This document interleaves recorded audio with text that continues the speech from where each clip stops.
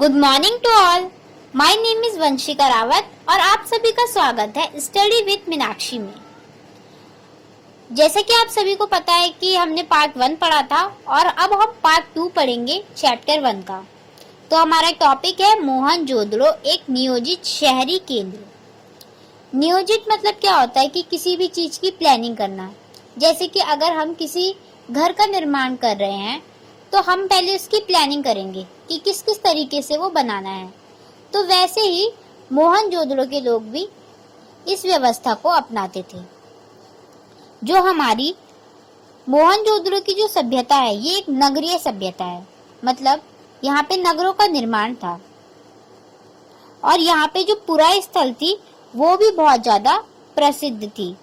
पुरा स्थल मतलब क्या होता है कि जहाँ पे पुरानी चीजें हो, जैसे उस टाइम पे वहाँ के बर्तन होते होंगे, वहाँ के औजार होते होंगे, वहाँ की जो इमारतें होती होंगी। तो ये सब चीजें कौन बनाता था? ये सब चीजें जो वहाँ पे लोग रहते थे वो लोग इन सब चीजों को बनाते थे।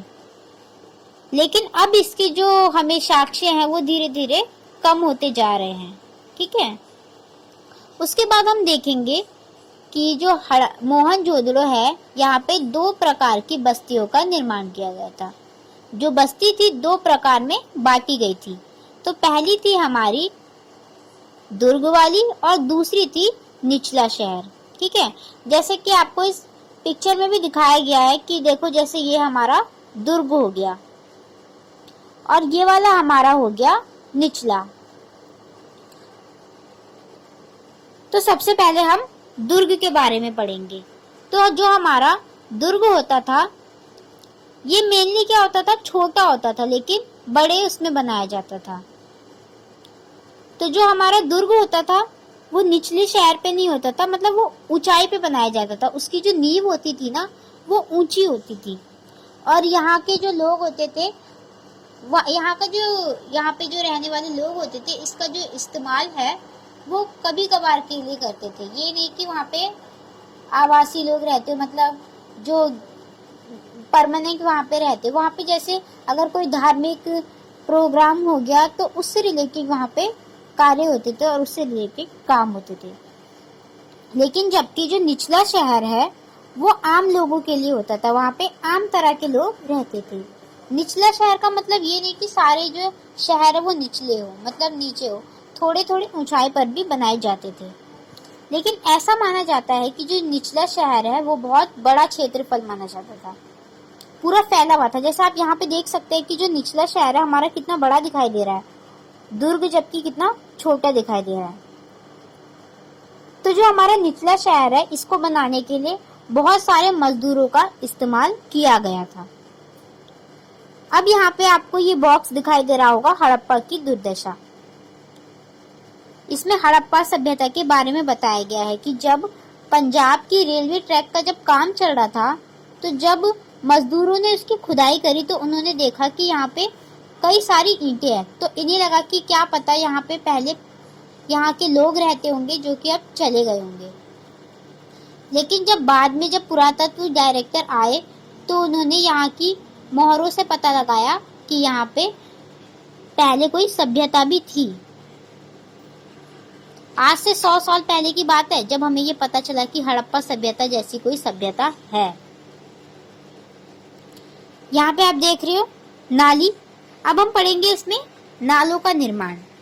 तो यहाँ पे क्या होता था, पहले नालियों को बनाया जाता था और उसके बाद घरों को बनाया जाता था।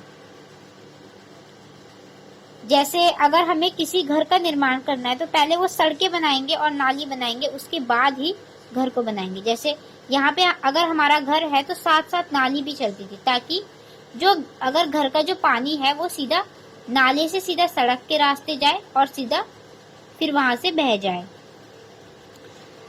उसको इस तरीके से बनाया जाता था कि वो ग्रिड पद्धति में हो, मतलब एक दूसरे को काटते हुए, जैसे कि हमारा 90 डिग्री का एंगल हो गया।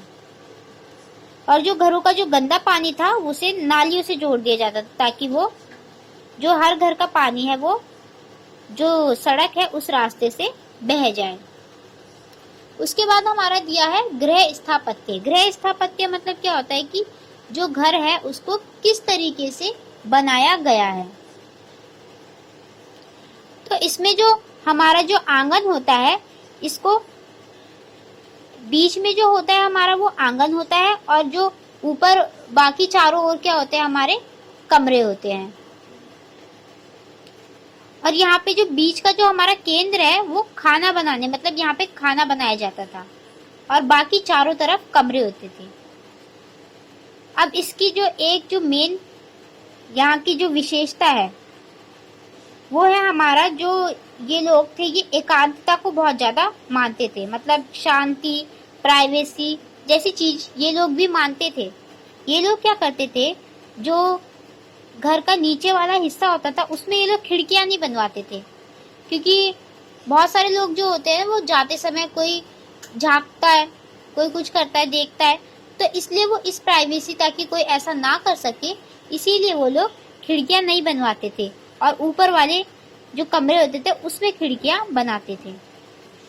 तो आप सोच सकते हैं कि जो हड़प्पा सभ्यता के जो लोग थे वो कितने ज्यादा विकसित थे, कितने ज्यादा विद्वान थे, जो इतना सब कुछ सोचते थे।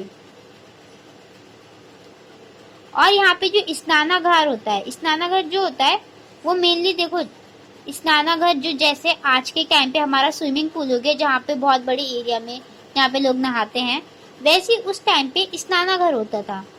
तो जो स्नानागार होता था ना, वहाँ पे जो साइड साइड में सीढ़ियों का निर्माण भी किया गया था ताकि लोग वहाँ से आ जा सके, और साथ में वहाँ पे उसके चारों तरफ कुएं भी बनाए जाते थे ताकि अगर कोई बाहर का इंसान आ रहा है तो वो उस कुएं का इस्तेमाल कर सके, और जो अंदर का व्यक्ति है वो भी उस कुओं का इस्तेमाल कर सके, ताकि दोनों इस चीज का इस्तेमाल कर सके। और इसकी संख्या हमें 700 पाई गई है, मतलब जब हमने देखा कि हड़प्पा सभ्यता में कितने कुएं हैं तो वहां पे 700 कुएं हमें पाए गए। अब हम इसमें बात करेंगे सामाजिक भिन्नता। जैसे आज के समाज में हम देखते हैं कि गरीब अमीर दोनों में भेदभाव होता है ना, जो अमीर होता है उसको ज्यादा मान्यता दी जाती है गरीब से, तो वैसे ही उस टाइम पे भी क्या सामाजिक भिन्नता होती होगी? क्या लोग एक अमीर गरीब इन सब में भेदभाव करते होंगे? तो यहाँ पे शवाधान के तरीके हम पढ़ेंगे। शवाधान मतलब क्या होता है, जब किसी इंसान की मृत्यु हो जाती है तो उसका अंतिम संस्कार किया जाता है, इसी को हम बोलते हैं शवाधान। तो जो हड़प्पा सभ्यता के जो लोग थे, मोहनजोदड़ो के जो लोग थे, वो लोग क्या करते थे, जब भी किसी को दफनाते थे, किसी को कब्र में दफनाते थे, तो वो लोग क्या करते थे, जो राजा महाराजा होते थे उनमें बहुमूल्य चीजें डालते, जैसे आभूषण हो गए, रोजमर्रा की चीजें हो गई, ये सब डालते थे। लेकिन जो आम लोग होते थे उनमें जो डेली मर्रा की चीजें, रोजमर्रा की चीजें वही डालते थे, जैसे कि रेजर भी पाया गया है हमें, दर्पण यहाँ पे आप देख सकते हो, दर्पण भी पाया गया है हमें।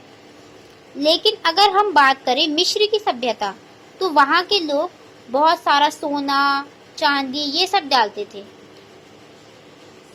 क्योंकि वो लोग मानते थे कि धन वगैरह ज्यादा देना चाहिए ताकि उनका यूज वो लोग कर सके। लेकिन जो हड़प्पा सभ्यता के लोग हैं वो ऐसा नहीं मानते थे।